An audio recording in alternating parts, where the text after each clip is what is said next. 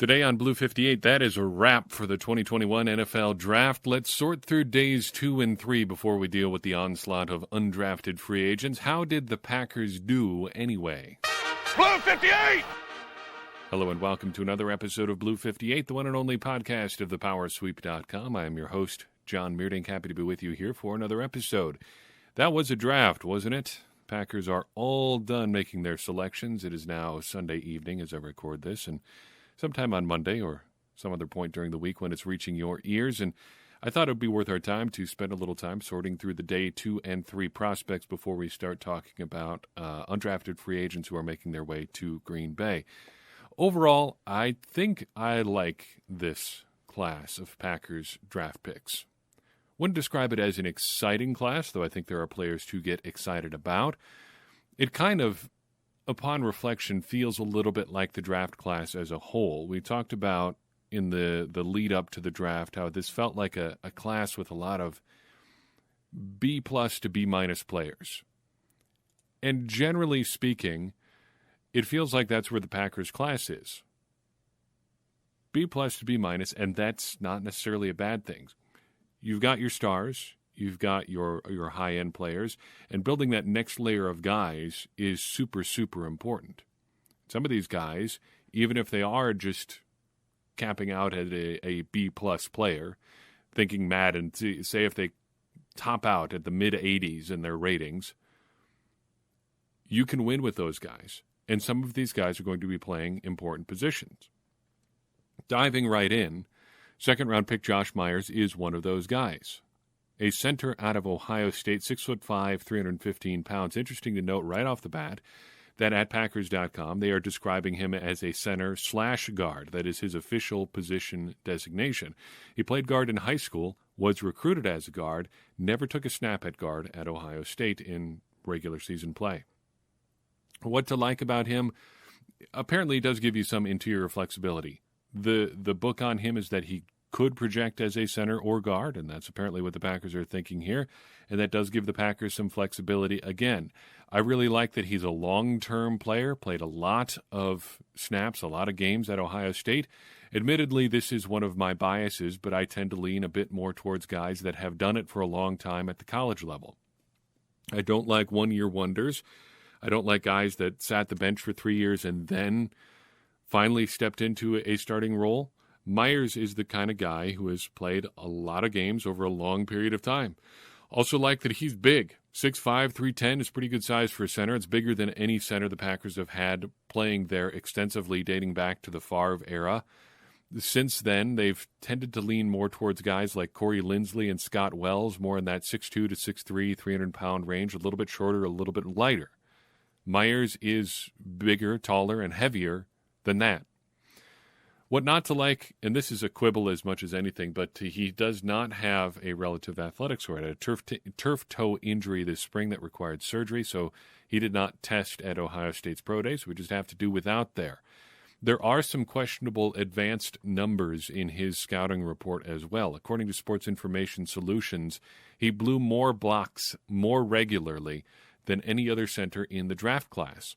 Creed Humphrey, who we spoke about as a potential target at center and who was next off the board, was a relative athletic score all-star and was the best in almost every one of those categories in terms of limiting blown blocks and just blown block rates and things like that. Interesting contrast and something we're going to have to watch. So who is he? This is something I want to do for each of these guys that we talk about. Who is the best comp for Josh Myers if you're thinking about a Packers player? I think if you're looking at Myers, you're looking at a plus version, a highly polished version of Lucas Patrick. And that may sound like fairly faint praise, but I'm a big fan of Lucas Patrick. He's done a lot of good things on the inside for the Packers. Doesn't necessarily come with a lot of bona fides, but he's got positional versatility and a good reputation. Get enough of those guys, you can have a pretty solid offensive line. And Josh Myers looks like the odds-on favorite right now to start at center for the Packers. Next up is Amari Rodgers, taken by the Packers after a trade-up in the third round, 5'9", 212 pounds, out of Clemson. What I like about him starts with his size, which kind of sounds a little bit weird for a guy who's 5'9", but he's not some willowy little 5'9" guy like a Tutu Atwell or something like that. 212 pounds at 5'9" is pretty beefy. Of the 9 wide receivers in the class that we looked at that were listed at 5'9" or shorter, he was the only one listed above 200 pounds and one of only 2 listed at 190 pounds or higher. So he's got some muscle on his relatively short frame. Size alone, I think it might be better to think of him more as a running back playing wide receiver than just a wide receiver. Think about Tyler Ervin with the Packers. Ervin was a wide receiver playing running back. Rodgers might be a running back playing wide receiver, but I think he slots right into that Tyler Ervin role. In terms of production, another thing to like about Mr. Rodgers here, he averaged 10.2 yards per target his final year at Clemson. That is not bad just by itself, but get this. His average depth of target was just 7 yards, so even in college he was already creating a lot of yards after the catch. That was just his final season at Clemson. 2019 was even better. He averaged 10.4 yards per target that year, but his average depth of target was only 5.7 yards beyond the line of scrimmage. This guy is going to create a lot of yards after the catch. Also like that he's got some punt return ability. Not exactly great numbers doing it, but he can do it. And I would expect he'll open as the guy getting first crack at being the Packers' punt returner this summer. I don't necessarily like his overall athleticism. 4.51, 4.52 in the 40 is nothing to sneeze at, but it's not just blazing speed either. Not a huge concern here, but worth mentioning. His explosiveness and agility numbers, not great overall either. Vertical leap, broad jump, 3-cone, all below average there. So just kind of middling athleticism, but I think he's got a role where I'm not sure how much that's really going to matter because he's, well, you know how the Tyler Ervin role works. In that kind of jet motion, it's not necessarily having blazing speed. It's the movement, not the speed of the movement that is important. So when you talk about what Amari Rodgers is for the Packers, I think he's a lot like a Randall Cobb type playing the Tyler Ervin role. Moving along, let's talk about Royce Newman, 6'5", 310 pounds out of Mississippi. I love his versatility. Packers love versatile linemen. Tell me if this isn't the perfect description of a zone blocking scheme Packers lineman. This is from Dane Brugler's 2021 draft guide. Quote, Newman is still developing the tricks of the trade, but he does a great job of staying on time with his eyes, feet, and body movements. He relies more on angles than power and is more of a get-in-the-way blocker than a mauler. Overall, Newman doesn't have overwhelming physicality or play strength, but he is a quick off the ball with efficient setup and execution to stay square with defenders. He projects, get this, as a prospect with 4-position, right tackle, left guard, right guard, offensive center, versatility. You can get by with a guy like that. I like his overall athleticism, too. Agility numbers are a tick off from what the Packers typically look for, but he's an 8.37 relative athletic score overall. That's going to play. What not to like, though, about Newman? Well, we've talked about this in the lead-up to the draft itself, but versatility cuts both ways. If he is indeed a 4-position prospect, why hasn't he nailed down any one of those 4 positions to this point? If he's good enough to be one thing, he would be that one thing. Small thing, but just something that I think we should keep in the back of our minds. It's great that he has this versatility. Why was he not good enough to just pick one thing and stick with it in college? Age, too, is a bit of a concern here for Mr. Newman. He is going to be 24 by the start of the season. That's pretty old for the Packers' draft tendencies. They tend to shoot a little bit younger. So what is Newman? I think he's Billy Turner. Not really any one thing, but pretty good at a bunch of things. And in the right circumstances, you can really find him adding a lot of value to your offensive line. T.J. Slayton up next. Tadaryl T.J. Slayton, 6'5", heavy air quotes here, 330 pounds out of Florida. He is described elsewhere as being 350. I think the most common number I've seen for his listed weight is 356 pounds. According to some reports I've read, he got as high as 380 pounds in college at times. Good for him if he kept it moving all the time. Whatever playing weight he feels comfortable with, I think, is important. What to like here, though? Size. We have previously talked about how the Packers' defensive line has tended a bit light over the past couple of years. Dean Lowry, in particular, is an example we used in the pre-draft process as a guy who is not light per se, as a guy who's listed in the upper 290s. but relative to offensive and defensive linemen, that is a little bit light. TJ Slayton is not that. He is not light. He's a big dude. Even if we go with the low number on him, 330 pounds is pretty hefty. I also like that the expectations here are pretty clear. I forget which prospect we use this kind of analogy with or the description with, but this is a what you see is what you get lineman. If you're 330 pounds and 6'5", if you're 350 pounds and 6'5", what's the expectation there? You're a plugger. You're going to sit there and you're going to eat up blocks, and whatever you get as far as a pass rush is going to be a bonus. And I think that only helps TJ Slayton, setting expectations that way. He is a run block eater. He's going to be there to stop the run, probably a first and second down lineman primarily. But I would add this. Something I also really like about Slayton is his burst. Something a lot of people look at as a gauge of athleticism is the 10-yard split in the 40-yard dash. Basically, how quickly are you getting off the line of scrimmage? His 10-yard split was 1.68 seconds, which is unreal for a guy who is running at 350 pounds or more. An absolutely elite time. And if you can get that guy pointed towards the quarterback, that is quite an accomplishment. I don't like, though, the trade-offs that come with size. You are going to be pretty limited in your snap count if you're going to be playing in the upper 350s, anywhere over 330, really. And it seems like that is the book on Slayton. He also really had no real production in college. Production ratio for his career of 0.35. That's not great. 10 tackles for loss, 3.5 sacks over 38 career games at Florida. That's not getting it done stats-wise. So what is he? I think he's a bigger Tyler Lancaster. Guy who's going to be a run stuffer with some athletic traits. Will he pan out? Who knows? But day 3 picks are always a bit of a wild card, a bit of a lottery pick. And if you're making lottery picks on the defensive line, if you can't get an elite edge rusher, might as well go with a real big dude, and he is that.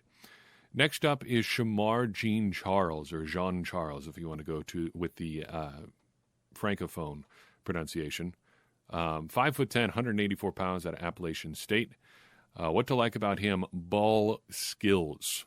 This guy should have been on our pre-draft board, and that's a miss by me. So if we count him retroactively, we actually got 3 guys in the pre-draft prediction process. Not too bad. He should have been on our board as a guy who ticked boxes in coverage grade and ball hawks, but not relative athletic score. So that would have put him right there with Asante Samuel Jr.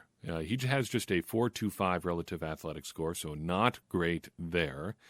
But his coverage grade his final year at App State was 84.3. That is excellent. He also had 33 ball hawks for his career, also excellent. He should have been, again, in Tier 1A. That is a pretty rare combo, a guy putting up those coverage numbers with that athletic score. That athleticism is a little bit troublesome, though. That does put a little bit of a ceiling on what you can do in your time in the NFL, but it can also be counteracted in the right role. He may be destined to play the slot for the Packers, and that is fine. You're going to be playing with 5-6 defensive backs on the field most of the time anyway, so you can find a role for a guy who finds his way to the ball as often as Mr. Jean Charles appears to. So who is this guy in Packers terms? I think he's looking like a Casey Hayward type. A guy who should play with his athleticism. There are some concerns, but elite ball skills.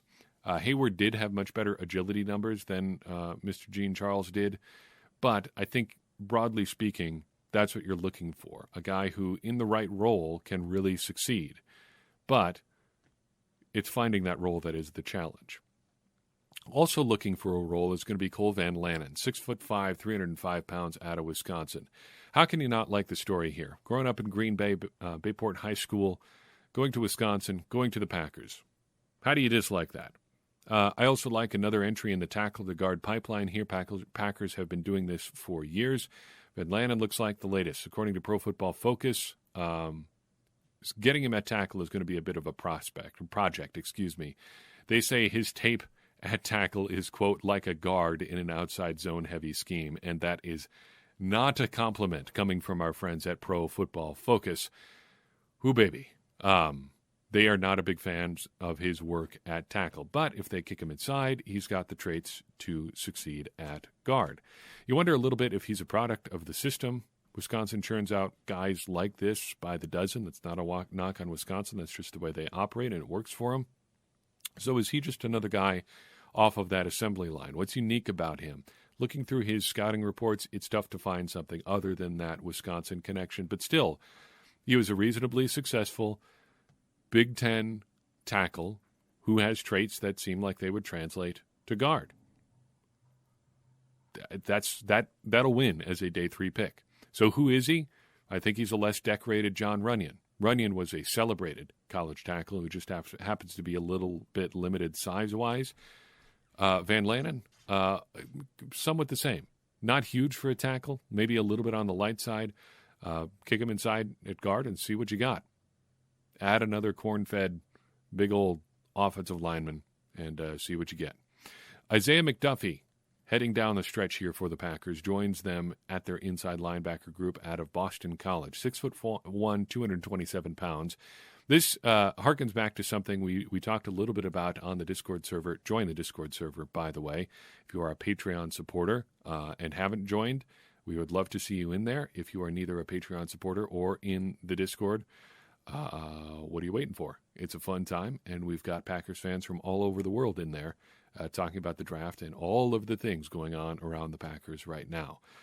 And boy, there are a few things going on around the Packers, but we are just talking about the draft right now. But to circle back to McDuffie, we talked in the Discord and on Patreon a little bit about college clustering. The Packers have this weird tendency over the past 5-10 years or so to draft somebody from a given college and then the next year return and draft somebody from the exact same college.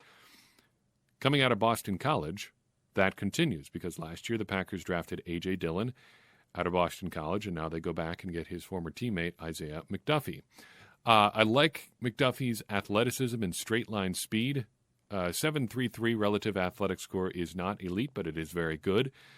He's knocked down below elite status by his agility numbers, but he runs a 4.61 40, which is pretty darn good for a linebacker. But what is he? He's small for a linebacker. 6'1", 227 is more safety size. You see some tape that puts him at like a quasi-edge role, rushing the quarterback. He does a little bit of off-the-ball stuff. What is he really? I don't really know. Finding a role for him may be a little bit of a challenge, but I think if you're looking for a comp for what he is right now, landing on Ty Summers may not be the worst thing in the world. Athletic linebacker, maybe a little bit small, but probably going to be a dynamite special teams player. And you need those to get the job done on Sundays. Finally, the very last pick for the Packers was 5'10", 214-pound Kylin Hill out of Mississippi State. This is not an example of the Packers returning to a college where they drafted somebody last year, but this is the third time in 4 years the Packers have drafted somebody from Mississippi State. Interesting nugget there. What to like? Athleticism.